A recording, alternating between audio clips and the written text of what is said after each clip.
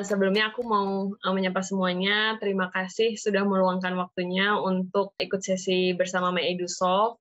Itu hari ini kebetulan aku diminta oleh MyEdusoft dan Womenworks untuk berbagi dengan tema Job Industries 101, mengenal lebih dalam industri pekerjaanmu gitu. Nah, waktu itu dimintanya terkait konten industri gitu. Dan aku mengerucutkannya kembali menjadi ragam rupa writer yang serupa tapi tak sama gitu. Kenapa aku fokuskan di writer?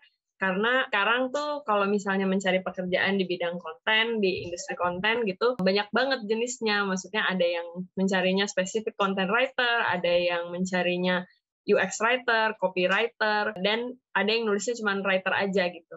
Dan kebetulan aku dengan pengalamanku yang secuplik itu gitu, sempat merasakan beberapa jenis ragam rupa writer tadi. Mungkin sebelum aku berkenalan lebih jauh gitu, mungkin ada satu pertanyaan dari aku untuk teman-teman yang sekiranya mungkin teman-teman mau berbagi, apa sih pekerjaan yang teman-teman ingin tekuni gitu di industri yang berbasis konten ini gitu. Mungkin ada satu atau dua orang yang tertarik untuk berbagi gitu. Ini mungkin perkenalan sedikit dulu gitu, karena kan katanya tak kenal maka tak sayang gitu. Salam kenal teman-teman semua, aku Namira. Kebetulan pekerjaanku cukup bervariasi gitu. Aku saat ini adalah konten dan project manager dari Simple Group. Simple Group sendiri adalah creative content agency. Kemudian aku juga lead editor dari Peer Press. Peer Press itu adalah label imprint penerbitan buku hasil kerjasama dari Simple Group dan Gramedia Pustaka Utama. Kemudian aku juga pengurus komunitas klub buku vokal. Jadi klub buku vokal ini sendiri hadir dari penerbit Peer Press gitu. Jadi sebenarnya turunannya gitu. Mungkin sedikit sepenggal perjalanan hidupku gitu ya sebagai background untuk teman-teman. Jadi aku S1-nya Ilmu Komunikasi, ambil fokus jurnalistik di Universitas Multimedia Nusantara di Serpong. Kemudian aku ambil S2 dengan jurusan MN New Media di University of Leeds. Kebetulan dua-duanya dengan beasiswa, yang pertama dengan beasiswa prestasi Kompas Gramedia, yang satunya lagi dengan beasiswa LPDP. Ini tadi yang aku bilang kalau aku pernah mencicipi sedikit dari beberapa jenis writer tadi.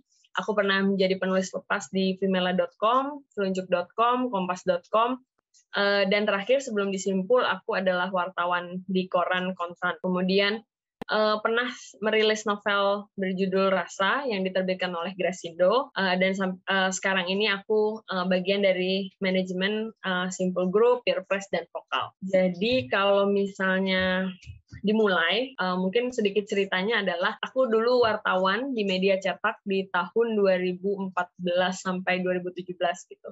Dan mungkin di sini yang aku nggak memulai dengan mendefine apa itu wartawan gitu, karena aku ekspektasi ya semua orang tahu gitu ya. Jadi lebih ke apa sih sebenarnya yang terjadi dan di lapangan gitu ya, dengan posisi wartawan media cetak di tahun itu gitu. Waktu itu mungkin udah banyak juga sih sebenarnya media online gitu. Tapi yang cukup terasa itu adalah karena aku wartawan koran yang sedang transisi gitu. Jadi saat itu koran Kontan transisi ke era digital newsroom gitu. Gimana diharapkan semua wartawannya gitu tidak hanya menulis untuk kolom korannya, tapi juga mengisi websitenya gitu. Online-nya, digitalnya gitu. Dan itu tuh tidak hanya terjadi di koran Kontan, tapi di semua koran lah gitu. Dan semuanya tuh berlomba untuk hadir juga di online gitu.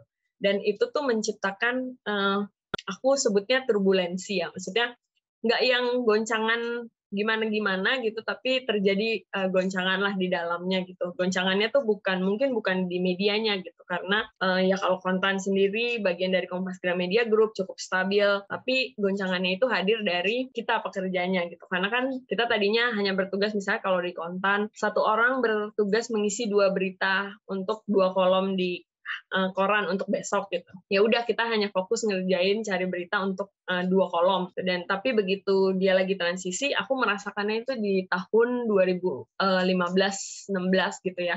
di awal aku setahun pertama di konten sih masih cukup slow gitu. Kemudian di 2015 2016 itu transisinya semakin terasa gitu. Kita berfokus tidak hanya ngisi kolom tapi juga dituntut untuk sehari minimal 5 ya tulisan online gitu. Jadi pekerjaannya nambah, kemudian di beberapa koran juga diminta untuk bawa recorder video recorder sendiri ya gitu. Padahal tadi biasanya kita kalau wartawan cetak tuh ya udah bawa voice recorder untuk ngerekam, terus bawa pulpen misalnya, bawa buku gitu. Ya tugas kita cuman mencatat lah gitu. Kemudian dijadiin berita di koran gitu. Tapi tahun itu banyak teman-temanku juga liputan mulai bawa kamera, mulai bawa video recorder karena dituntut untuk harus bisa juga gitu menghasilkan konten yang mungkin bisa di-up di sosial media, bisa di-up di website gitu. Jadi satu orang dituntut untuk serba bisa lah, maksudnya nggak cuma bisa mencari berita yang cukup eksklusif, tapi juga bisa menghasilkan sesuatu yang berbeda gitu. Jadi makanya di sini aku buat poin serba bisa, serba cepat gitu. Dan kecepatan itu mulai dituntut juga, padahal kita kan sebenarnya kalau mau dibilang ya wartawan media cetak gitu ya, dan kita nggak kepikiran banget lah untuk cepet-cepetan sebenarnya karena deadline-nya itu kalau aku jam 7 malam, ada yang jam 5 sore gitu, ada yang ya cukup fleksibel lah, beda sama anak online yang kalau muncul langsung misalnya ada berita naikin gitu. Nah yang terakhir menjadi bunglon yang spesialis dan generalis gitu, agak cukup kontradiktif sebenarnya. Maksudnya di koran tuh kan kita seringnya udah dibagi, misalnya di Kontan tuh koran ekonomi, terus ditentuin, oh kamu bagian investasi misalnya, kamu bagian sektor industri gitu. Itu kan sebenarnya cukup spesialis ya, dan topik-topik yang dibahas juga pasti akan hanya di situ-situ aja gitu. Tapi di satu titik karena kita dituntut untuk ngisi online juga, dituntut untuk jadi generalis gitu, bisa melebarkan topik, nggak terpaku sama topik yang biasa kita lakukan sehari-hari gitu. Padahal biasanya kalau di koran, di media lah gitu, ketika seseorang menjadi spesialis, dia akan lebih anggaplah misalnya satu contoh ada halaman tentang pertambangan gitu. Itu kan cukup spesifik topiknya dan orang-orangnya biasanya mereka yang udah bertahun-tahun di situ karena isunya nggak bisa diikutin harian. Biasanya mereka udah berlanjut gitu lah. Misalnya satu orang megang soal Pertamina ya, dan apapun yang terjadi sama Pertamina tuh dia pantau. Kalau tiba-tiba ada orang nulis soal Pertamina atau menggantikan dia nulis gitu, biasanya agak keteteran tuh karena kita kayak ada isu apa ya kemarin ngomonginnya apa ya gitu. Nah follow up-nya tuh biasanya susah. Tapi ketika terjadi transisi ini, di satu sisi kita tetap perlu jadi spesialis yang paham akan isu yang kita bahas, tapi di satu sisi dituntut juga untuk jadi generalis itu kayak lu harus setidaknya topiknya secara surface itu harus paham. Jadi kalau mau dimintain tolong sama teman atau sama kantor, ya lu bisa nggak kosong-kosong banget lah. Kemudian aku sedikit bergeser gitu. Ini salah satu kutipan yang aku rasa cukup menggambarkan kondisi wartawan beberapa tahun terakhir gitu ya. Jadi kata seorang profesor gitu di University of Cincinnati, dia bilang jurnalis tuh harus bisa melakukan semuanya, menulis, mengambil gambar, mendesain, dan juga be mobile gitu. Maksudnya kecepatan tadi kan juga dibutuhkan dengan sifat kita yang mobilitasnya tinggi gitu. Dan aku rasa itu cukup menggambarkan apa yang terjadi dengan wartawan hari ini gitu.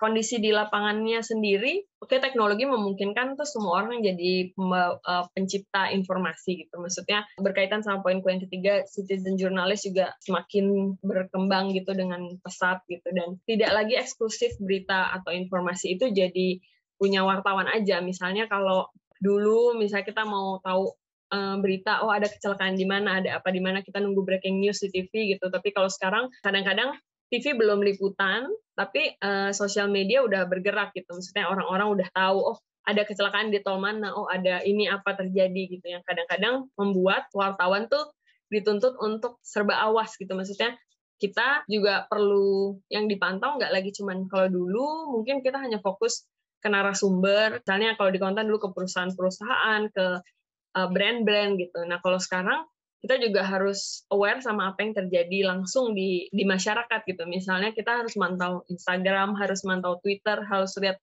trending topik lagi ngomongin apa gitu, supaya kita nggak seringnya kalah cepat, tapi paling nggak kita tetap up to date lah sama apa yang terjadi gitu. Sehingga dari apa yang aku lihat dan aku jalani sendiri gitu, menjadi wartawan di hari ini tuh memerlukan beberapa bekal gitu. Yang pertama sih, kekuatan kita adalah faktual dan mendalam gitu ya. Maksudku di sini faktual dan mendalam, mungkin semua orang bisa nulis gitu, atau bisa melaporkan sesuatu, misalnya kayak beberapa waktu lalu ada LRT tabrakan gitu.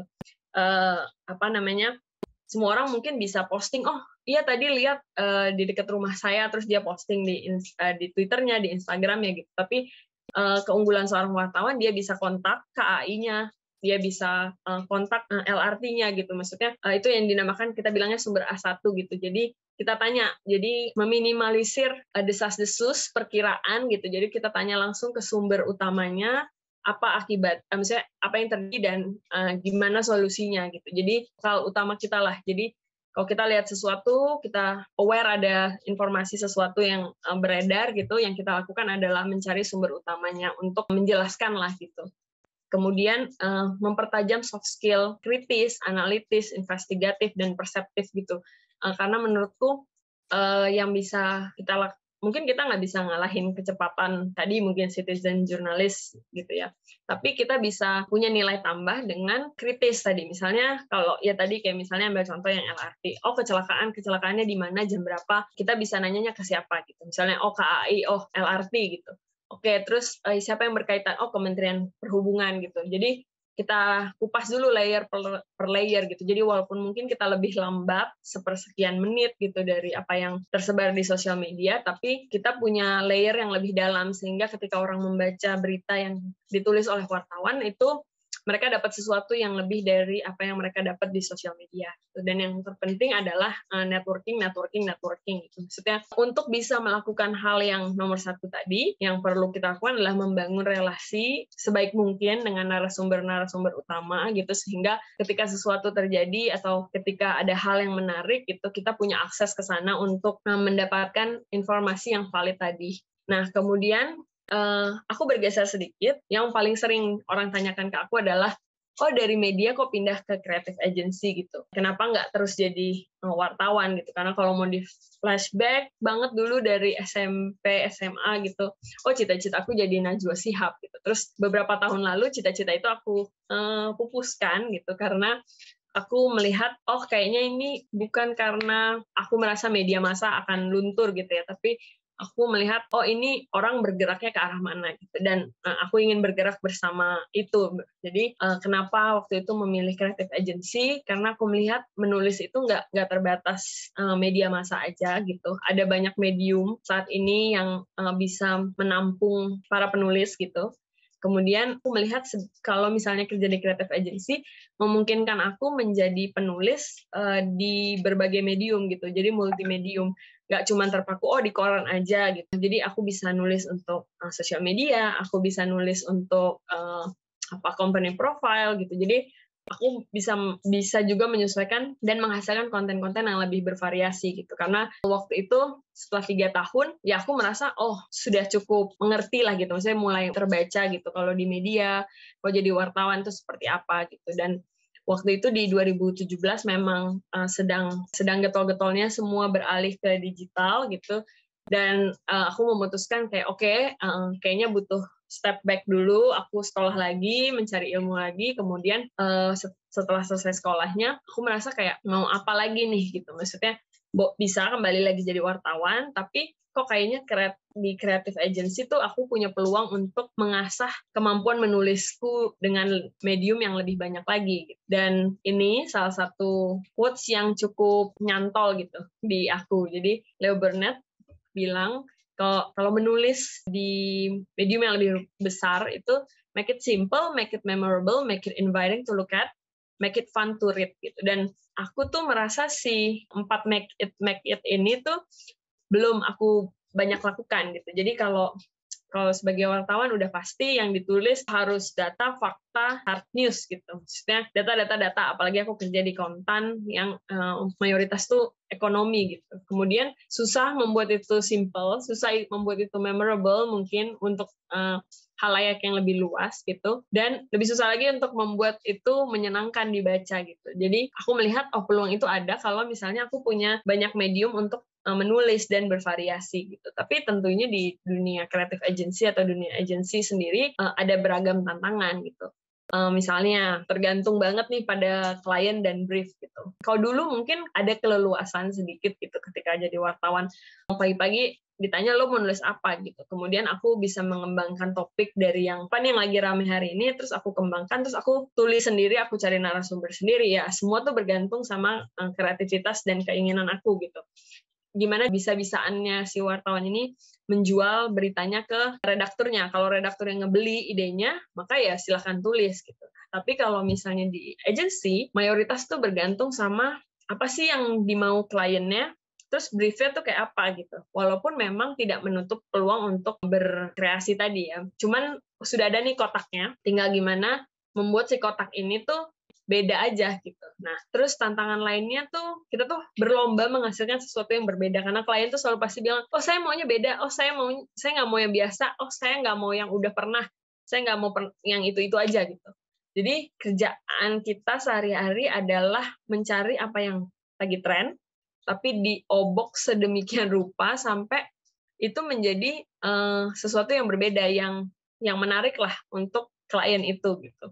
Dan biasanya the simpler the better gitu. Semakin simpel semakin baik, tapi syarat makna. Jadi ada kotaknya, tapi maunya simpel, tapi maunya beda. Jadi tantangannya tuh kita bergulat di dalam kotak yang udah ada rambu-rambunya banyak nih. Dan biasanya ide sama budgeting tuh seringnya nggak sejalan. Karena kalau di dunia agency, yang kita nggak bisa, full nih sesuai kreativitas, sesuai kemauan gue gitu.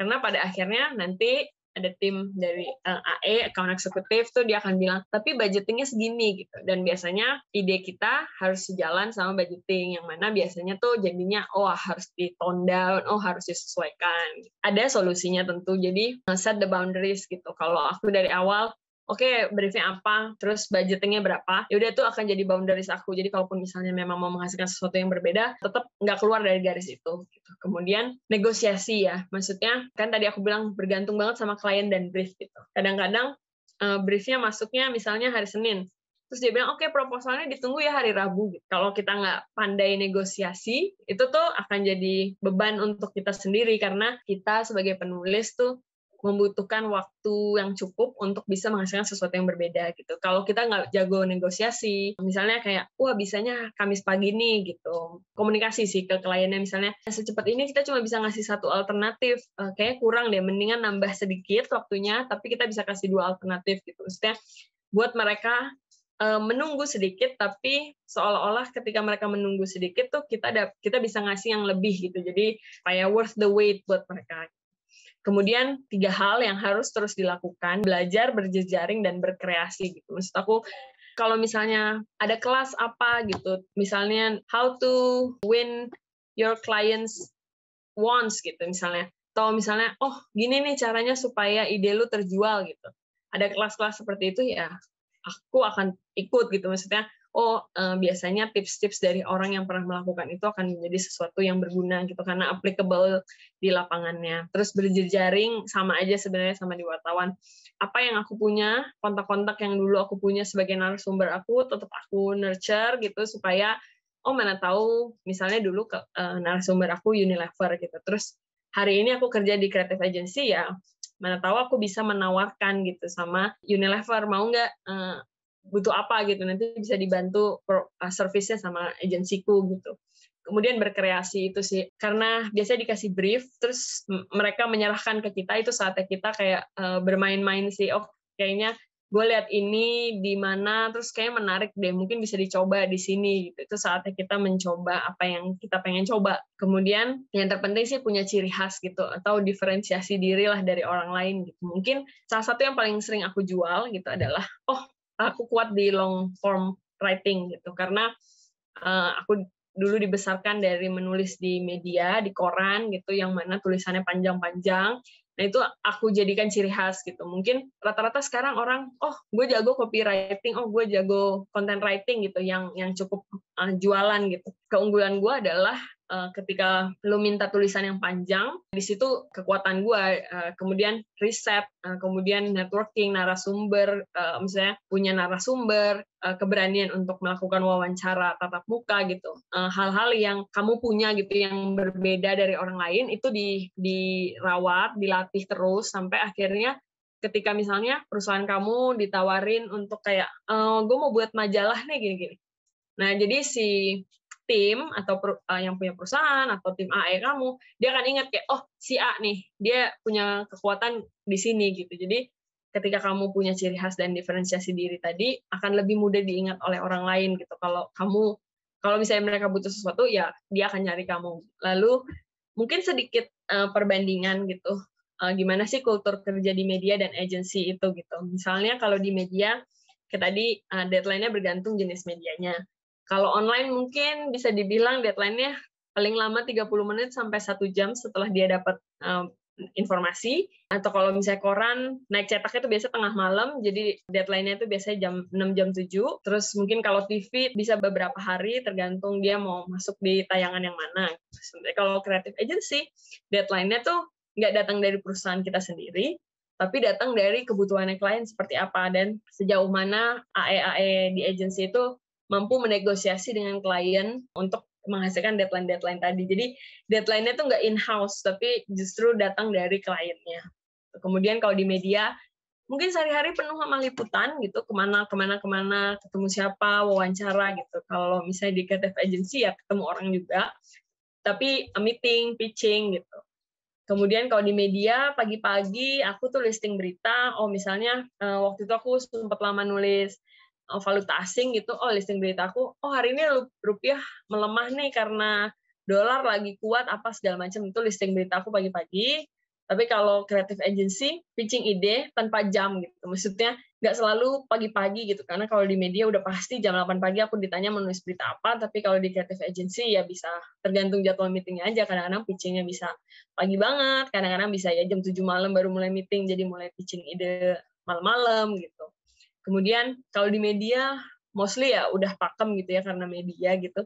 Tulisannya harus rapi, sesuai Webi, cukup formal gitu, ada formatnya jelas gitu. Nah, kalau misalnya creative agency ya tulisannya disesuaikan sama target audiensnya dan mediumnya gitu. Jadi target audiensnya siapa, mediumnya apa gitu. Kadang-kadang kan ada yang minta buat pamflet, ada yang minta buat kalender, ada yang minta buat majalah gitu. Itu kan semua target audiens dan bentuk mediumnya berbeda gitu. Jadi tulisannya juga disesuaikan. Kadang-kadang kita cukup formal kalau buat company profile, tapi kadang-kadang juga diminta buat caption untuk sosial media, jadi yang fun gitu, yang bahasa sehari-hari. Terus kalau media biasanya fokusnya sehari-hari ya, mikirin lah tulisan sendiri tuh hari itu mau dapetnya gimana caranya gitu. Tapi kalau di creative agency, fokusnya tuh nggak cuma di tulisan, mau nulis apa, tapi juga bantu negosiasi dan client servicing. Maksudnya kita sebagai writer nggak cuma nulis aja tugasnya, tapi juga bantu AE negosiasi tadi timeline atau budgeting, terus kemudian kita client servicing, klien misalnya bilang,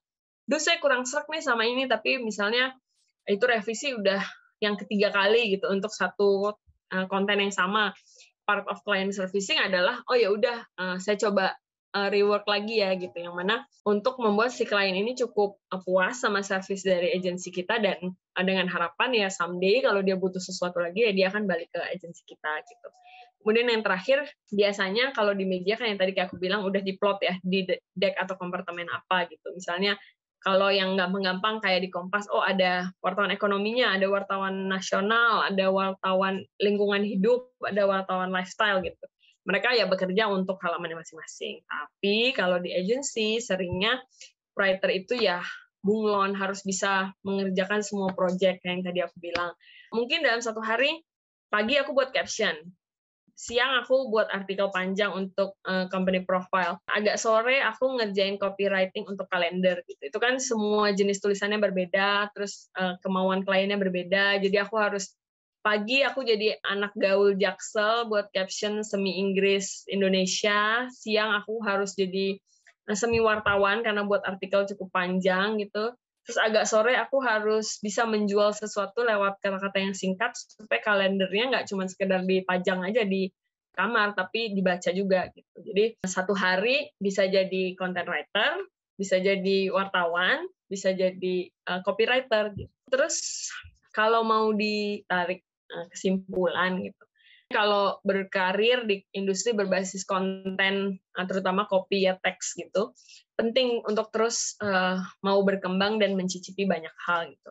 Ada misalnya kayak temenku sampai sekarang udah berapa tahun dari lulus gitu ya, kayak misalnya udah 8 tahun tapi tetap jadi wartawan aja ada, karena mungkin dia rasa passion-nya ada di situ gitu. Tapi pun wartawan sendiri yang tadinya cuma nulis buat cetak, terus harus nulis buat online gitu, dia kan harus berkembang ya, maksudnya dia mencicipi hal baru yang mungkin tadinya, oh nggak bisa pakai video recorder gitu, terus tiba-tiba, oh sekarang udah bisa dikit-dikit lah ambil shoot footage gitu.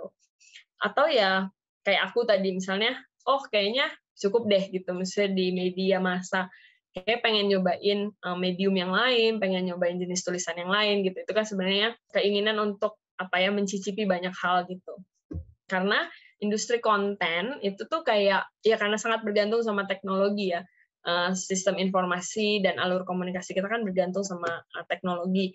Jadi berkembangnya cukup cepat gitu dan berubahnya juga cukup cepat. Jadi memang dari kitanya yang harus terus mau nyoba hal baru, harus mau pengen nyoba nih gitu. Karena dari situ berangkatnya sampai kita tahu apa yang kita mau gitu. Dari situ kita bisa melakukan banyak hal, misalnya memanfaatkan peluang yang ada gitu. Kayak dulu aku waktu kuliah gitu, magang wajibnya cuma sekali di semester 7, tapi di semester 5 tuh aku udah coba magang gitu. Jadi kayak, oh ya, cobain aja, mana tahu cocok gitu. Jadi magang pertama aku tuh justru bukan di media, tapi di startup, jadi copywriter gitu. Sebenarnya tuh dari kuliah aku udah tahu, oh kan aku ambil jurnalistik, jadi aku udah tahu kalau aku tuh mau kerja di media, tapi gimana ya, karena aku tahu nanti pasti di waktunya magang wajib itu aku ngambilnya pasti di media, biar inline gitu sama jurusanku.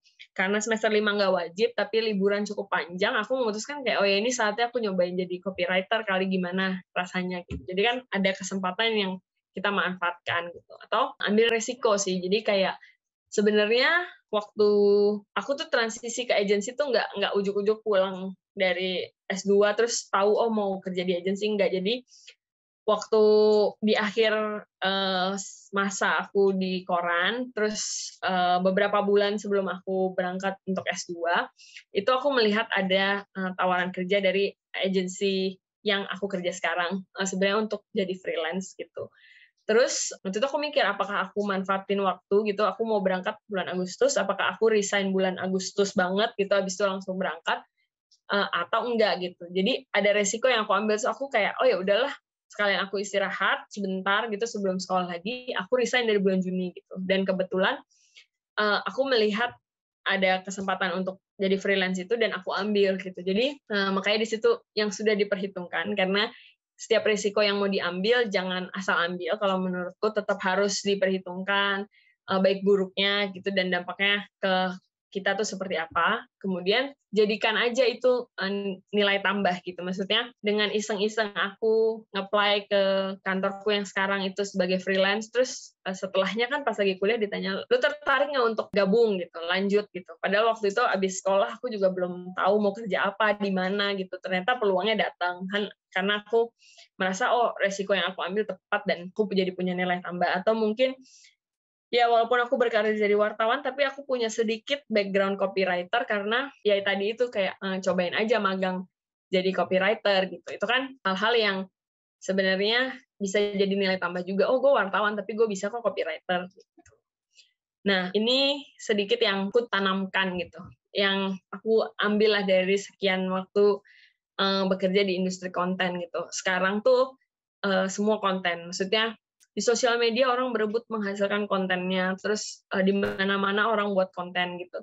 Jadi menurut aku media dan industri agency itu sedang plays a significant role in today's world gitu. Dan aku merasa kayak walaupun orang mungkin nggak terlalu banyak gitu ya. Maksudnya terakhir aku ingat di kampus gitu, di penerimaan mahasiswa baru, banyak kan orang yang pengen komunikasi tapi nggak pengen jadi wartawan gitu, nggak pengen kerja di agensi gitu. Nggak banyak lagi orang, oh mau jadi penulis novel gitu. Padahal sebenarnya konten, copy, dan teks itu punya peran yang besar hari ini gitu. Karena semua orang kalau misalnya mau dilihat, oh brand-brand besar itu mereka masuk ke sosial media untuk buat konten gitu. Dan itu kan yang dia butuhkan adalah writer yang beragam jenis writer tadi gitu. Jadi mungkin kita sering nggak kelihatan lah gitu. Bukan industri yang banyak peminatnya gitu atau yang diimpi-impikan, tapi sebenarnya kalau mau berkaca gitu, hari ini dunia tuh dipenuhi sama konten gitu. Jadi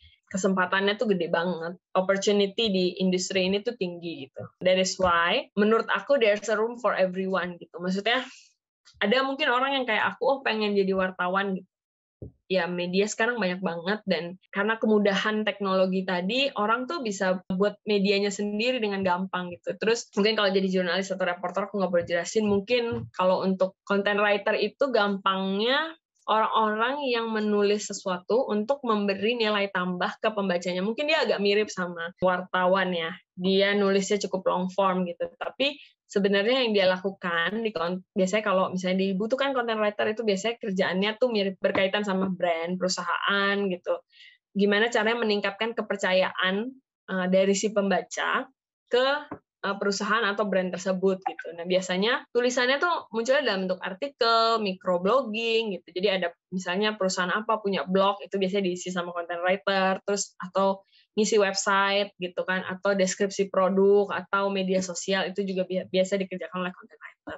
Kemudian bedanya sama copywriter, ini tuh biasanya orang-orang yang menulis copy atau teks untuk penjualan atau pemasaran gitu. Biasanya fokusnya tuh utama pasti yang menarik deh, yang membuat orang tuh pengen beli, pengen melakukan sesuatu terhadap produk itu gitu. Kalau misalnya gampangnya gini, ya apapun makanannya, minumannya, teh botol sosro, itu kerjaan copywriter gitu. Gimana caranya menghasilkan kata yang pendek, tapi membuat orang inget terus dan terasosiasi sama brand itu. Misalnya kayak Pertamina, dimulai dari nol ya, atau pasti pas gitu. Itu kan tagline catchy yang dibuat sama copywriter gitu. Jadi dia harus bisa menjual dan memasarkan produk. Nah, kemudian kalau misalnya yang akhir-akhir ini mulai banyak dicari juga, itu namanya UX writer. UX writer ini menulis untuk memandu pengguna. Jadi misalnya yang sehari-hari deh kita buka aplikasi, misalnya aku pakai BCA, jadi M-Banking. Nah, yang menulis misalnya kalau aku habis login, masukkan PIN, terus habis itu setelah masukkan PIN dia akan masuk ke home. Dari home biasanya orang mencarinya apa? Terus kata-kata yang mudah tuh apa? Oh, transfer, bayar listrik, oh bayar air gitu. Hal-hal yang kayak gitu misalnya. Jadi si UX writer ini membuat kata-kata yang mudah dibaca atau mudah didengar ketika seseorang menggunakan suatu produk tertentu gitu, terutama produk digital seperti aplikasi atau website gitu. Teksnya padat-padat banget lah. Kemudian biasanya kita nyebutnya microcopy karena sedikit-sedikit. Intinya sih kalau UX writer yang memandu, yang membuat aplikasi atau website itu nggak kayak mesin, tapi orang. Jadi kayak banyak tuh sekarang pendekatan aplikasi pengennya si pengguna tuh kayak lagi ngobrol sama temennya, jadi dipandu supaya dia bisa melakukan aktivitasnya di aplikasi tersebut dengan mudah. Nah, itu kerjanya UX writer, dan sekarang cukup spesifik, dimintanya literally job opening-nya tuh untuk UX writer gitu, karena semakin banyak keseharian kita menggunakan aplikasi dan website tadi ya, dan banyaklah posisi writer-writer lainnya gitu, termasuk author, itu kan penulis novel gitu, itu juga another type of writer, atau misalnya dibilangnya kita butuh writer aja tok gitu. Nah, kemungkinan kalau di agensi ketika dia bilang dia cari writer, dia cari semuanya sih. Dia mencari content writer, dia mencari copywriter, dia mencari UX writer, dia mencari seseorang yang cukup bunglon untuk melakukan berbagai kegiatan sekaligus gitu. Nah, apapun itu gitu, menurutku seorang penulis gitu atau seorang writer, seorang storyteller sebaiknya punya penguasaan diksi yang luas gitu. Maksudnya kadang-kadang tuh ada brand yang cukup klasik gitu, ya kita bisa aja pakai semburat instead of pa gitu. Jadi kata-kata yang mungkin renjana, mungkin lembayung, atau misalnya kata-kata yang kita jarang dengar sebenarnya, tapi cukup pas gitu. Jadi penguasaan diksi itu tuh cukup berperan ketika seorang penulis pengen jadi bunglon tadi. Semakin banyak diksi yang kita gunakan akan semakin baik gitu. Ya misalnya nih dalam satu paragraf gitu kan, nggak bisa kita lagi bilang kopi kenangan lagi untung terus gitu. Masa kita mau ulang untung gitu kan, tapi ada yang untung, ada yang lagi cuan, ada yang lagi meningkatkan labanya gitu. Jadi satu kata mau bilang untung aja tuh kita punya 3-4 kata pengganti lainnya, sehingga paragraf atau kalimat atau teks yang kita buat tuh nggak monoton gitu. Kemudian jeli dan teliti itu penting karena jangan sampai apa yang kita publish ada typonya, ada kesalahan pengejaan, kesalahan penulisan, misalnya bahasa Inggris tapi nggak italik, atau misalnya kayak apapun mestinya dipisah tapi orang nulisnya disambung gitu. Itu kan sesuatu yang sebaiknya kita punya gitu. Jadi konteks yang kita hasilkan tuh lebih beda lah gitu. Ketahuan yang nulis tuh penulis beneran. Terus perbanyak membaca, up to date, dan peka terhadap tren gitu. Baca tuh boleh apa aja, maksudnya nggak harus suka baca novel, nggak harus suka baca buku gitu, tapi bisa baca apa aja, berita, sosial media, caption, apapun gitu yang menarik buat kalian, kemudian tetap up to date gitu. Misalnya, lagi tren iko-ikoyan, kita ngerti. Ya sekedar ngerti aja sih gitu. Atau misalnya lagi ngetren spirit doll, kita tahu apa itu spirit doll gitu. Maksudnya kita jadi peka terhadap tren, sehingga kalau misalnya lagi pitching, atau misalnya buat yang di agency gitu lagi pitching, ya kita bisa ngasih ide-ide yang beda gitu, karena kita tahu tren, atau kita bisa piggybacking the trend gitu, sehingga apa yang kita hasilkan tuh juga cukup menarik. Dan yang terakhir tuh terus menulis aja sih dengan banyak gaya untuk berbagai medium. Maksudnya sekarang kan kesempatan untuk menulis tuh terbuka luas ya. Kalau dulu mungkin mau nulis untuk media, kita harus kirim ke medianya untuk nulis di kolom opini, yang mana tuh biasanya dia nyarinya untuk orang-orang yang udah ada besar namanya gitu. Atau misalnya dulu kita mau ngirim cerpen ke majalah, kan harus dikirim terus nggak tahu kapan dikabarin gitu. Nah sekarang kan ada namanya Medium, ada blog, ada WordPress gitu. Tulis aja di situ, anggap aja latihan gitu. Kemudian bisa jadi portofolio kalau apply kerja, saya rutin nulis di sini gitu. Misalnya nge-play kayak ke Kumparan, atau bukan nge-play sih, ngirim tulisan ke Kumparan, Mojok gitu kan. Banyak media-media yang cukup open sama tulisan-tulisan dari citizen jurnalisnya gitu. Atau Kompas gitu kan. Jadi sekarang tuh banyak akses sehingga kita bisa nyoba. Dari situ menurutku kita bisa tahu, aku nyamannya di tulisan seperti apa gitu. Terus untuk medium apa, dan itu bisa diasah terus sampai balik yang ke poin yang aku tadi bilang, itu bisa jadi ciri khas dan kekuatan kita dibanding other candidate. Kemudian ini yang gampangnya 5 pertanyaan ini bisa ditanyakan ke diri sendiri gitu. Misalnya, apakah aku menikmati proses menulis atau sebenarnya aku cuma suka nulis gitu. Karena kalau misalnya cuma suka nulis gitu, mungkin kalau misalnya kerjanya di basicnya konten, itu tuh kita kadang-kadang nyaru gitu sama hobi ya. Maksudnya ketika nulis jadi hobi, terus nulis jadi kerjaan tuh rasanya beda. Nah, tapi kalau kita menikmati proses menulis, jadi dari mulai ngumpulin datanya, wawancara, terus menulisnya gitu, itu tuh membuat pekerjaan kita tuh nggak menyiksa amat ya, walaupun ya semua orang kalau udah kerja terus lagi baik deadline ya tersiksa gitu. Tapi ini bisa jadi tahapan pertama, sebenarnya gue tuh suka nulis atau gue menikmati prosesnya gitu. Nah, terus sebenarnya gue tuh pengen gak sih berkarir sebagai jurnalis atau penulis gitu, atau gue emang suka nulis tapi bukan di situ sebenarnya gue mau berkarir gitu. Karena misalnya mau jadi penulis gitu, penulis buku gitu, ya itu sebenarnya bisa siapa aja, nggak mesti mereka yang berkarir di industri konten. Kemudian jenjang karir yang gue mau tuh kayak apa gitu. Misalnya awal waktu SMA gitu aku pengen jadi Najwa Shihab, tapi aku nggak mau muncul di TV. Jadi kan kayak gimana ya gitu. Terus aku ternyata menikmati proses menulis di belakang layar. Jadi ternyata yang cocok tuh di koran. Terus ternyata aku pengen suatu hari punya timku sendiri, yang mana tuh kalau jadi wartawan tuh cenderung sendiri aja gitu, kecuali memang nanti misalnya diangkat jadi redaktur atau asisten redaktur, baru dia akan mengawal beberapa wartawan, yang mana jenjangnya tuh di media tuh cukup lama ya, untuk misalnya Jadi dari wartawan ke wartawan senior aja butuh 3-5 tahun, dari wartawan senior mau jadi asisten redaktur butuh another 3 tahun gitu. Sementara mungkin kalau di agency gitu, dari junior copywriter ke senior copywriter ya kalau lu gemilang menghasilkan project-project yang oke ya dalam 1 tahun juga bisa gitu. Jadi kita penting tahu gue mau jenjang karir yang kayak apa ke depannya. Terus gue tuh mau jadi yang spesialis atau yang generalis gitu. Aku tuh nggak pernah mempertanyakan ini ke diri sendiri gitu. Pokoknya ya udah mau jadi wartawan koran. Terus ternyata wartawan koran yang ngerti ekonomi itu sedikit. Jadi di situ aku terusin walaupun aku udah resign dan nggak lagi nulis soal ekonomi, tapi aku terus membaca berita-berita ekonomi, terus mempelajari basic-basic tulisan ekonomi gitu.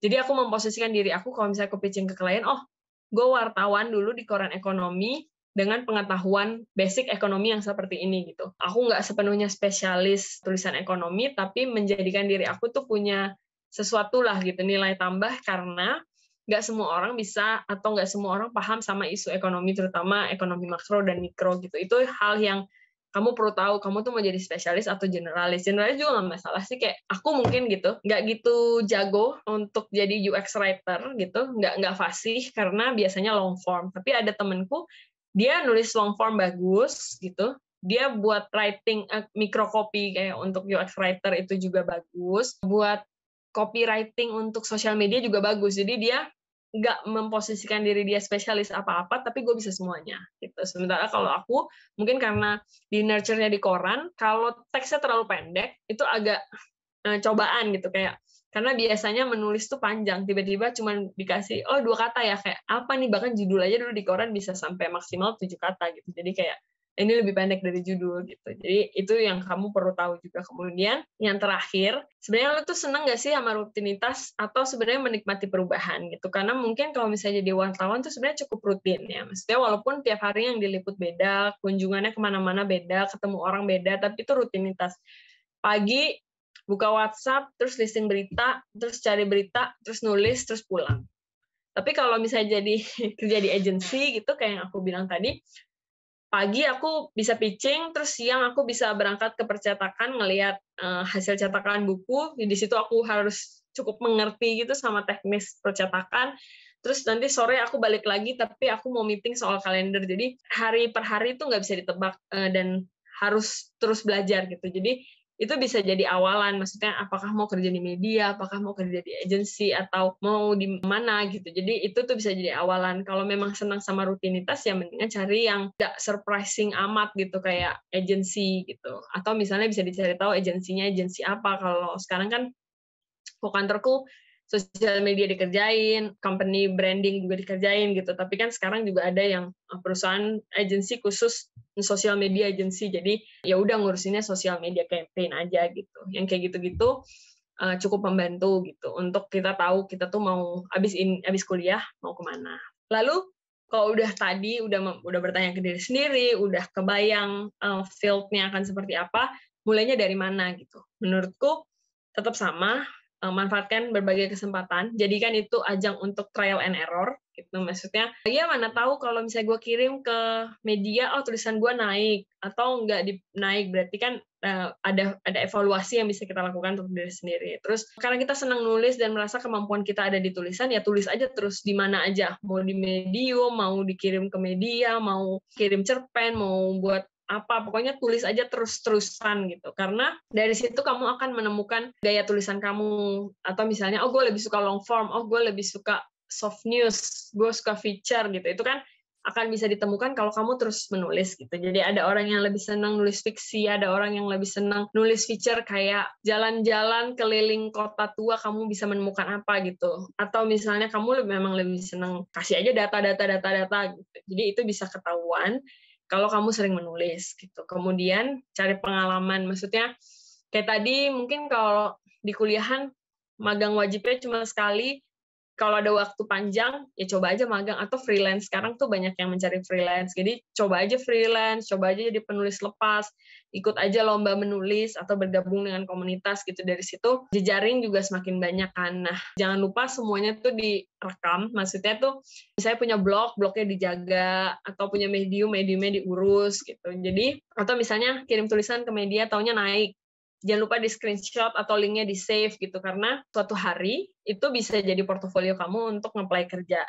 Dan yang terakhir ya, kayak zaman sekarang ya, publish, upload, dan share. Karena semakin banyak orang yang membaca gitu, terus feedback kayak, sekedar tulisan lo bagus deh, itu kan boosting untuk diri sendiri, meningkatkan kepercayaan diri, membuat kita pengen nulis lagi gitu. Atau kalau tiba-tiba kita nulisnya sepele, misalnya ada apa gitu, terus kita mau melemparkan opini tapi dalam bentuk tulisan yang cukup panjang di Instagram Story, terus ada orang bilang kayak, gue mau share ya tulisan lo relate sama gue gitu. Itu kan sebenarnya kayak, oh berarti gue bisa menghasilkan sesuatu yang cocok ke orang lain gitu. Itu bisa jadi boosting, bisa jadi bukti juga bahwa tulisan kita dibaca orang lain gitu. Jadi publish, upload, dan share tuh cukup berguna dan perlu dimanfaatkan. Gitu. Nah, ini ya semi-semi penutup lah, karena menurutku apa yang disampaikan sama Donata Lariko, dia seorang writer dan content strategist, dia bilang teknologi allows more people to tell more stories in more ways. Storytelling knows no boundaries. I believe print and web can work beautifully together. Jadi kalau ada ketakutan orang, kalau gue kerja di media print nanti akan punah gitu, maksudnya suatu saat orang nggak akan baca koran lagi gitu. Aku sepaham dengan dia bahwa ketika print dan web digabungkan, itu hasilnya akan sesuatu yang wah gitu. Maksudnya sampai hari ini aku masih terima klien yang cuman mau campaign-nya hadir di koran gitu, tapi di satu sisi juga dipublish di website, di sosial medianya gitu. Ketika mereka combine, sebenarnya teknologi tidak akan mematikan salah satunya, tapi teknologi yang allows kita untuk punya banyak medium untuk menyampaikan cerita. Itu aja dari aku, sedikit soal Women Works. Kita saling empower perempuan gitu, dimanapun kita berada. Terima kasih sudah mendengarkan cerita dan sharing aku hampir sejam terakhir. Silahkan kalau misalnya ada yang mau tanya atau ada yang mau ngobrol-ngobrol, aku sangat terbuka. Silahkan Mbak Alisa. Terima kasih banyak Kak Namira, udah sharing banyak banget ya soal perkontenan. Ini jujur aku merasa kayak pas banget dan ngerasa senang bisa moderator di malam hari ini, soalnya kebetulan aku juga di My Edusoft itu sebagai content writer. Terus jadi dapat banyak banget insights gitu dari Mbak Namira soal dunia perkontenan. Nah, buat teman-teman di sini yang punya pertanyaan soal industri perkontenan ya, atau misalkan mau nanya-nanya tips atau mungkin saran dari Kak Namira, silakan langsung aja tanyakan di kolom chat box atau langsung raise hand. Nah, sambil nunggu pertanyaan dari teman-teman yang lainnya ya Kak Namira, ini di chat box sudah ada yang nanya, satu orang dari Kak Winas Miyahari. Kak Winas izin bertanya, kira-kira kata-kata apa yang pas dan cocok untuk konten dalam mempromosikan produk rumah, alias marketing properti, supaya banyak yang tertarik dan jadi penasaran sehingga bisa pada kepoin gitu. Terima kasih sebelumnya. Jadi di industri properti seperti itu ya Kak Namira ya. Nah, bagaimana sih strategi kontennya? Silakan Kak Namira.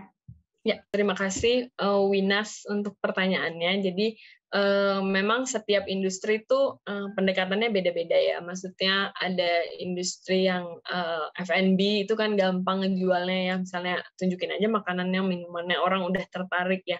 Nah, kalau misalnya untuk hospitality, property, itu memang treatmentnya harus agak perpaduan soft selling dan hard selling gitu. Maksudnya perpaduan tuh gini, misalnya untuk properti gitu, kita nggak mau hard selling, kita maunya soft aja nih, lingkungan asri dengan akses yang mudah gitu, misalnya kayak gitu. Tapi perlu diketahui ketika audiens untuk properti ini, mereka tuh akan selalu mencari harganya berapa, tanahnya, maksudnya luasnya seperti apa, fasilitas di situ tuh apa gitu. Jadi walaupun kita nggak maunya kita untuk hard selling, item-item itu tetap harus ada gitu. Jadi tetap harus dibilang bahwa akses ke tol 15 menit, terus dijabarkan misalnya dikelilingi rumah dengan luas tanah sekian dengan fasilitas apa gitu. Jadi maksudnya karena mereka ada kecenderungan gitu, mereka tuh mau sekali lihat informasi, tuh mereka dapat semuanya gitu.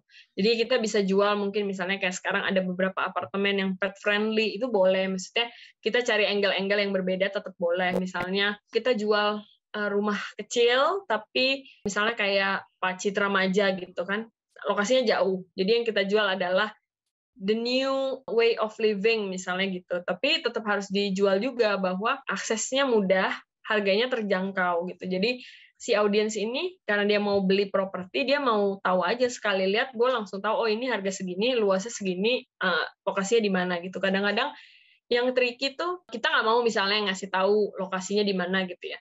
Terus kita nulisnya misalnya di timur Jakarta gitu. Padahal itu sebenarnya bukan Jakarta Timur kan. Kalau aku sendiri ke beberapa klien properti, aku usahakan menghindari kata-kata itu gitu, karena mungkin secara jualan orang yang dengar sekilas di timur Jakarta, di Jakarta Timur, padahal kan sebenarnya enggak. Jadi kalau sampai mereka tahu, mereka akan ngerasa kayak gue dibohongin. Usahakan nggak bermain di kata-katanya nggak ambigu gitu. Tapi ya kalau misalnya memang cukup jauh gitu kan, terus kita nggak mau orang males duluan karena jauhnya, ya buka dengan ada akses KRL langsung dari pusat kota gitu. Jadi ya nggak apa-apa, kita emang jauh tapi akses transportasi kita terbuka gitu. Jadi untuk menutupi kekurangan, untuk supaya nggak hard selling gitu, kita main di kata-kata yang tadi, tonjolkan apa yang kita punya gitu, tapi tetap menghadirkan informasi-informasi yang pasti mereka mau cari gitu, kayak luas, harga, akses ke tol atau ke Transjakarta seberapa jauh gitu. Itu sih Mbak Alisa.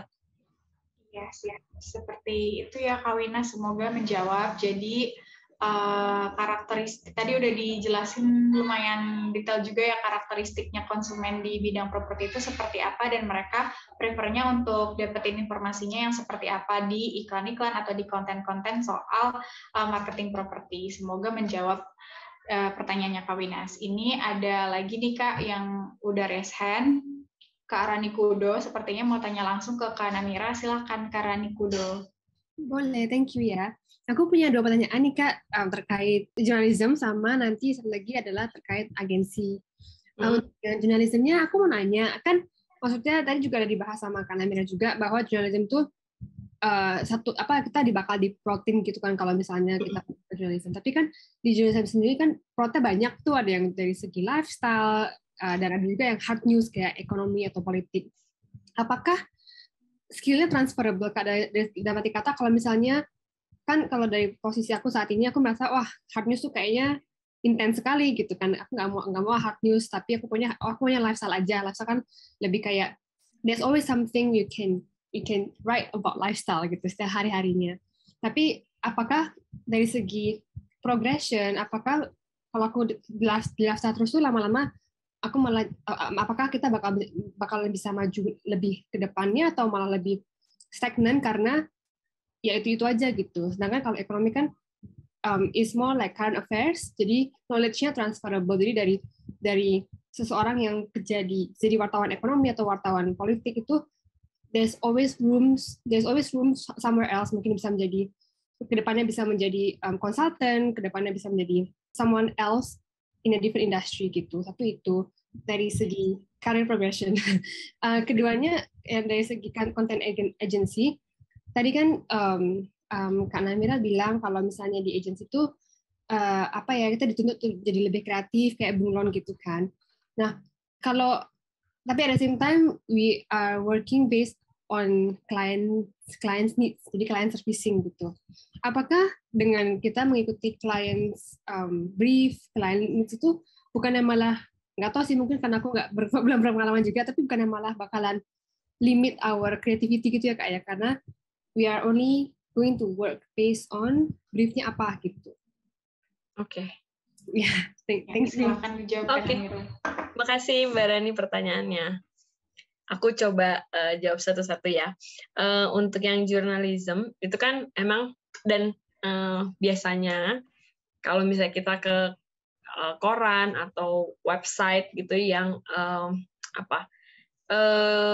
istilahnya media massa yang misalnya kan kalau kita ke majalah tuh udah spesifik ya, oh kita majalah otomotif, oh kita majalah desain interior gitu, itu kan udah pasti berarti topiknya akan di situ gitu. Sementara kalau di media massa yang luas gitu, sayangnya plottingnya tuh tidak bergantung pada kita. Jadi kayak misalnya aku di Kontan itu aku 3 kali plotting ke 3 kompartemen yang berbeda sesuai bukan kebutuhan tapi sesuai si redaktur aku tuh merasa oh aku lebih cocok di mana gitu.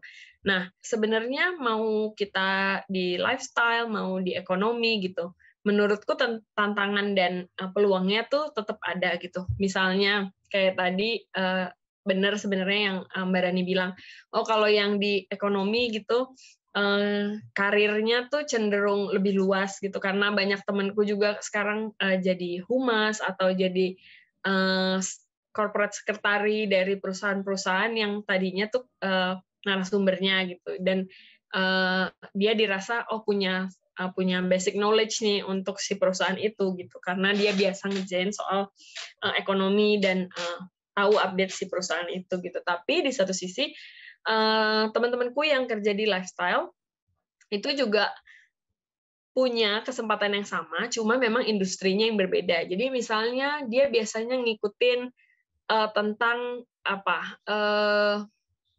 kalau di kompas.com itu bagian lifestyle-nya ada yang spesifik ngurusin artis, ada yang spesifik ngurusin restoran gitu. Nah, dia ada beberapa juga yang akhirnya dikontak sama perusahaan F&B untuk ngebantuin dia jadi PR, humas gitu. Jadi sebenarnya dimanapun plottingan kita, selagi kita bisa bisa menempatkan diri, menjalin relasi dengan narasumber-narasumber, bisa dekat sama mereka gitu.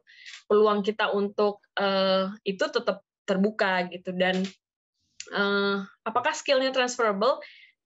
Semuanya itu menurutku cukup transferable gitu.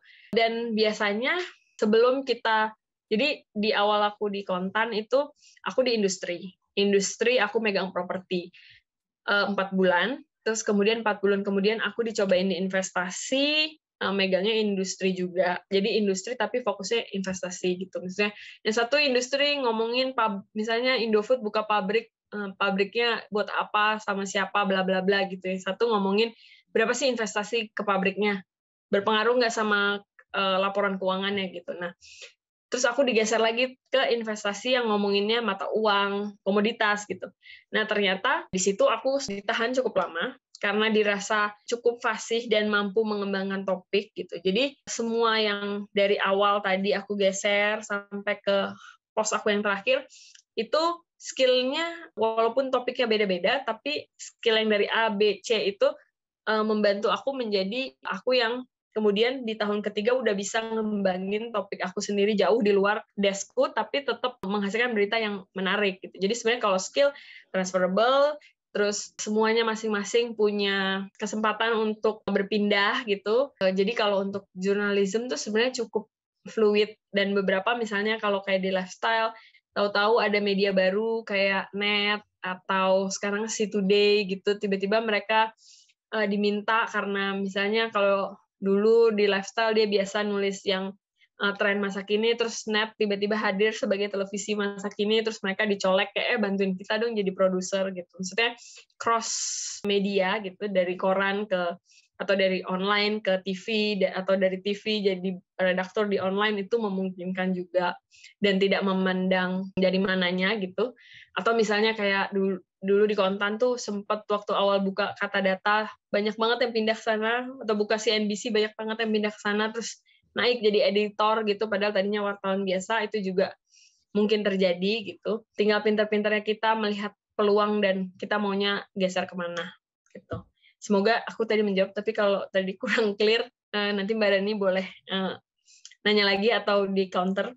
Kemudian untuk yang content agency, iya tadi yang aku bilang, sebenarnya box-nya udah dikasih. Cuman biasanya klien tuh briefnya gini, maunya gue maunya yang cukup up to date, tapi nggak menghilangkan identitas brand gue. Nah, kadang-kadang yang susah tuh misalnya brandnya sebutlah Mandiri gitu. Terus dia mau yang. Terus kita kan kayak, yang pakai Mandiri aja pasti udah bapak-bapak, ibu-ibu gitu. Terus kayak kebanyakan PNS mungkin gitu. Terus tapi dia mau yang. Terus kan kayak sebenarnya kita dikasih limit, tapi itu juga satu sisi kesempatan kita untuk berkreasi. Kira-kira Bapak Ibu ini kalau dipanggil Bung, tertarik nggak ya? Dan itu kan sesuatu yang baru ya. Maksudnya kayak agak jadul, tapi Bung tuh mestinya agak muda, tapi nggak terlalu mas gitu. Jadi kayak itu kesempatan kita untuk bermain sebenarnya. Atau misalnya kayak tadi aku bilang pitching kalender gitu. Terus kita kan biasanya nerima kalender gitu-gitu aja ya.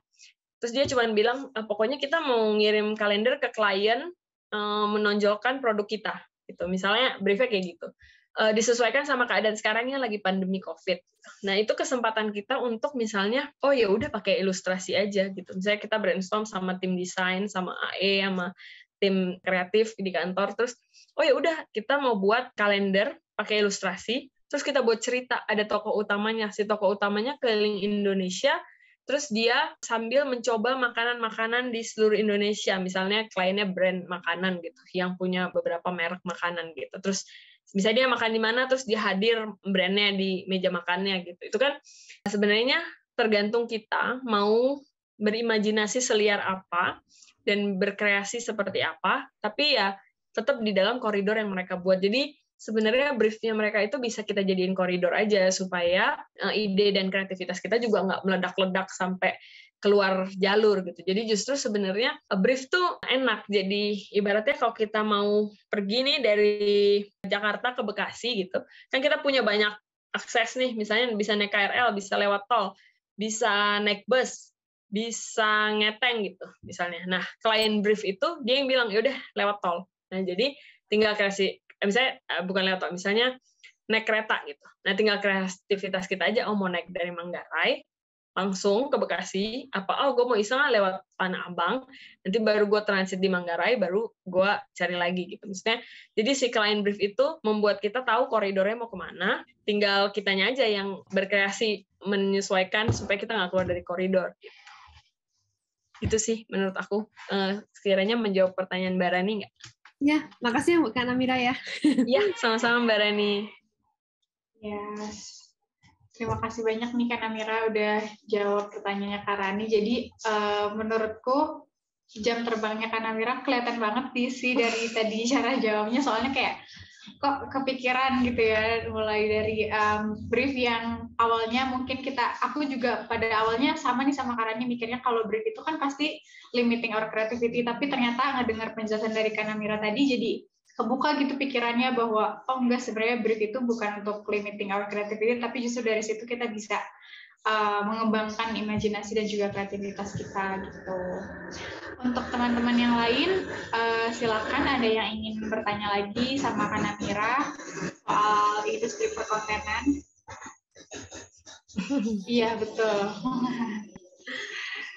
Iya, karena aku juga dulu kayak gitu, pas pertama-tama dapat brief kayak ya jadi susah gitu. Ternyata setelah di beberapa lama menjalaninya gitu merasa kayak kalau nggak ada brief gimana ya nentuinnya. Maksudnya susah juga, misalnya aku maunya kayak apa, terus si B maunya kayak apa, terus kita nggak akan ketemu tengahnya. Jadi si brief itu justru membantu kita, oh ya udah kita bareng-bareng nemuin sampai kerucut.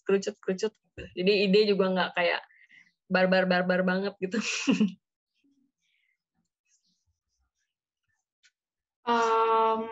Aku jadi mumpung lagi ngomongin soal brief, aku jadi penasaran deh sama Kak Namira, ada nggak sih kayak selama ini nih so far dari perjalanan karir Kak Namira sampai sekarang, brief yang paling menarik atau yang paling berkesan yang pernah Kak Namira kerjakan itu yang mana? Wah, terus aku bingung. Tadi mungkin kalau misalnya itu kan aku cukup banyak mencontohkan yang kalender ya. Cukup unik karena aku nggak pernah berpikir bahwa kalender itu kontennya dipikirinnya sampai kayak gitu.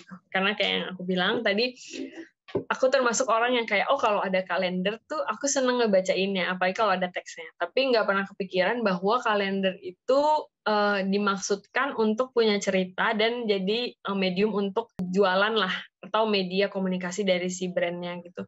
Jadi waktu pertama banget aku dapat brief, oh kita mau buat kalender, kalendernya mau bercerita. Terus aku cuma mikir kayak, kalender bercerita, orang bukannya cuma mau lihat tanggal merah, terus kayak ya udah dia, dan bahkan kita mayoritas sekarang lihat kalender di handphone ya. Jadi aku mikir ini mah cuma cara si brand untuk punya marketing kit yang beda aja gitu, dan dia bagi-bagiin kalender. Tapi ternyata ini udah tahun ketiga aku ngerjain kalender.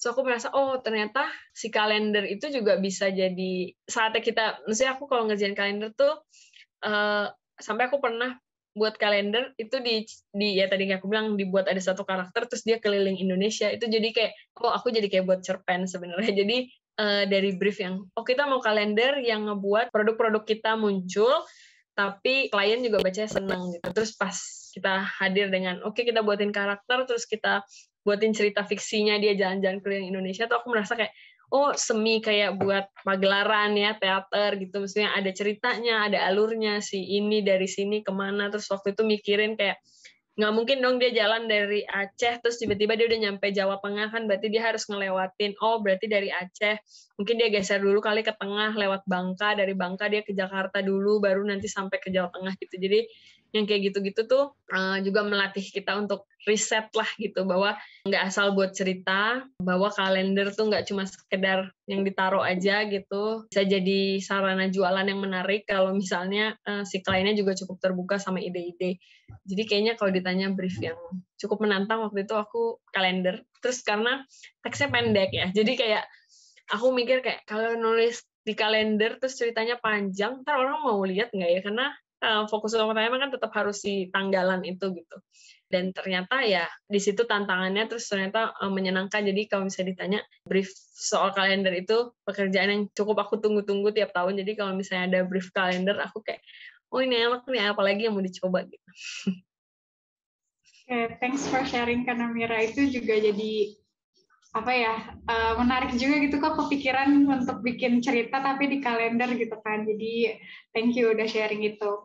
Buat teman-teman, apakah ada yang mau nanya langsung ke Kak Namira, silakan langsung raise hand atau kirim pertanyaannya di chat box. Sambil aku mau mengingatkan juga buat teman-teman semua untuk dapat sertifikat, silakan diisi post survei yang udah dikirim sama Dara di chat box. Mungkin sambil nunggu peserta lain nanya, sejujurnya aku ada pertanyaan. Boleh Mbak Lisa. Nah iya, aku kan di My Edisa sebagai content writer juga ya Kak Namira.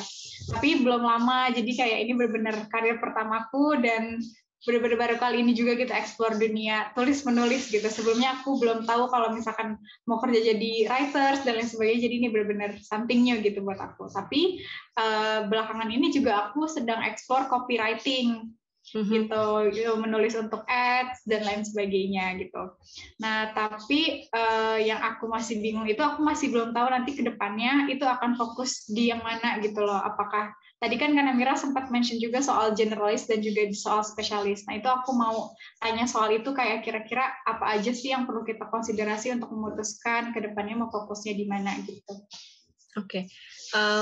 Aku waktu itu kenapa juga memutuskan kayak kayaknya aku perlu nyoba gitu ya ke agency, terus nyobain jadi copywriter, content writer gitu, karena aku melihat jurnalis is one thing gitu, tapi sekarang tuh kerjaan banyaknya muncul di media sosial gitu ya, orang-orang buat campaign di sosial media, media-media juga sekarang banyak ngerilis datanya lewat Instagramnya, lewat Twitternya gitu. So aku melihat ada pergeseran nih dan ada kebutuhan itu gitu. Kenapa enggak dengan kemampuan aku misalnya jadi wartawan, nulis panjang artikel, terus aku coba nambah aja gitu. Nah kayak tadi kan saya Mbak Lisa, udah biasa nih content writer gitu ya, nulis-nulis artikel, nulis misalnya buat tema acara, kurasi gitu-gitu. Terus kadang-kadang kendalanya gitu, misalnya kita yang biasa nulis panjang terus harus nulis pendek tuh kayak terlimitasi sendiri gitu, dan biasanya semakin pendek tulisan harus semakin menarik kan, kayak terus aku kayak waktu awal-awal kayak buat caption tuh sampai kepanjangan gitu. Jadi dulu ada satu redakturku di Kontan, Jadi tulisan soal rupiah itu yang paling pendek di seluruh korannya gitu. Jadi kayak mereka cuma butuh 5 paragraf doang karena itu harian. Jadi setiap hari ya cuma ngupdate rupiah tuh kenapa misalnya kuat atau melemah gitu. Dan dia cuma butuh 5 paragraf. Tapi karena aku kebiasaan nulis panjang, dia selalu bilang gini, satu berita rupiah lu tuh bisa buat 3 hari dia bilang gitu. Kayak panjang banget nih, bisa gue pecah-pecah gitu. Terus abis itu dia ngajarin kayak yang ini tuh nggak terlalu penting, bisa lu oper ke online, tapi angle yang beda gitu. Dan di situ itu tamparan pertamaku waktu ternyata gue tuh kalau nulis kebiasaan banget panjang. Terus pas nulis caption juga gitu. Sampai aku lupa kalau sekarang tuh berapa limitnya sama Instagram. Tapi dulu tuh sampai udah nggak bisa ditambahin satu kata, satu huruf pun gitu. Berarti kan kayak lah panjang amat caption, siapa yang mau baca kan. Sementara kan orang caption aja tuh kalau bisa sekarang jangan sampai see more kan. Orang nggak akan mau ngeklik panjangnya gitu kan.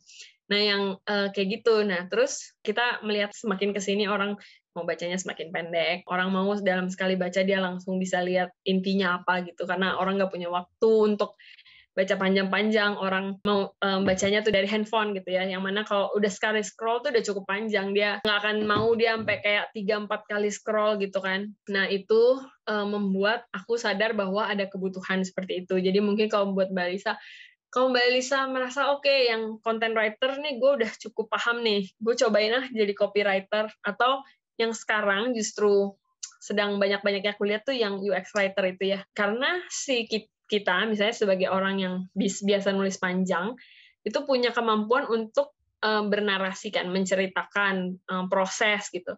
Dan UX writer itu yang dibutuhkan adalah si pencerita ini, karena dia harus bisa mikirin misalnya ketika orang buka aplikasi m-banking, dia mau ngapain, caranya gimana. Terus mau transfernya antar bank apa sesama bank, terus habis itu gimana caranya supaya dia bisa menemukan nomor temennya, nomor rekening yang mau ditransfer lebih cepat, terus habis itu masukin apa supaya tetap aman, tapi dia juga nggak susah gitu. Maksudnya sebenarnya itu UX writer itu pencerita, tapi versi yang memandu gitu. Jadi kayak kita bisa buka website, misalnya aku buka website MyEdusoft, terus aku mau cari tahu, apa sih studi independen, terus gimana sih cara daftarnya. Nah, si UX writer tuh bertugas untuk memikirkan berbagai skenario si A. Kalau dia masuk website ini, kalau dia sebagai misalnya mahasiswa, dia mau ngapain, terus apa yang dia butuhkan dengan misalnya 3 kali klik gitu. Jadi dia nggak keburu cabut. Atau misalnya informasi apa yang mestinya ada di homepage, jadi ketika orang buka page-nya, sekali scroll, ya udah semua informasi ada di situ. Tinggal dia nanti klik sana sini supaya lebih gampang gitu. Jadi kita sebagai biasa yang nulis panjang terus jadi UX writer tuh mungkin terbatas di agak kendalanya ya di sepanjang pendeknya. Tapi kita punya kemampuan sebenarnya untuk merunut gitu. Karena kan kalau nulis panjang tuh misalnya yang biasa copywriter ya, terus dia harus nulis artikel. Tuh biasanya kendala mereka adalah apalagi nih yang mau ditulis karena dia biasa madetin kan. Nah, kalau kita biasa yang panjang karena kita biasa abis apa yang terjadi, terus gue tulis kenapa, di mana, dan gimana, gitu. Itu kan kita biasa buat kerangka ya. Nah, ketika udah biasa buat kerangka, ketika kita mau jadi UX writer, ya kerangkanya udah ada di sini nih sebenarnya, skenario A, B, C. Ntar tinggal kayak, oh ya udah kalau gue si A, anak sekolahan, gue mau cari soal studi independen, gue mau daftar registrasi kelas, habis itu gue begini, gitu. Jadi, versi lompatan-lompatannya tuh kita udah tahu gitu. Dan menurutku kebutuhan UX writer tuh tinggi karena ya semua orang berlomba-lomba ya buat website, buat aplikasi gitu. Jadi copywriter tuh memang perlu diasah gitu. Tapi dari content writer mendingan lompat dikit ke UX writer gitu. Jadi kalau dia udah bisa UX writer ya menurutku nggak otomatis sih, tapi ya kita sebagai orang gitu yang biasa lihat brand, iklan, tagline gitu, sebenarnya copywriting tuh bisa dilatih dari kita sering-sering memperhatikan aja. Kalau aku tuh dengan segampang kayak misalnya, kalau lagi ke supermarket, terus aku lihat rak kulkasnya gitu, terus ada apa lagi nih yang baru, terus nanti atau misalnya dari nonton TV gitu, terus ada iklan yang nyantel gitu. Nah, terus ya aku biasain aja. Itu bisa dilatih juga dari kalau kita buat artikel, buat judul kan. Misalnya langkah tegap apa-apa gitu, atau misalnya kayak ambisi tinggi terbangkan mimpi gitu kan, itu sebenarnya cuman permainan kata kan, ujung-ujungnya tuh di titik dikasih i gitu kan, ambisi tinggi mimpi tinggi gitu. Atau misalnya gimana. Nah, itu tuh sebenarnya bisa permainan yang digunakan juga sama orang-orang yang di copywriting gitu.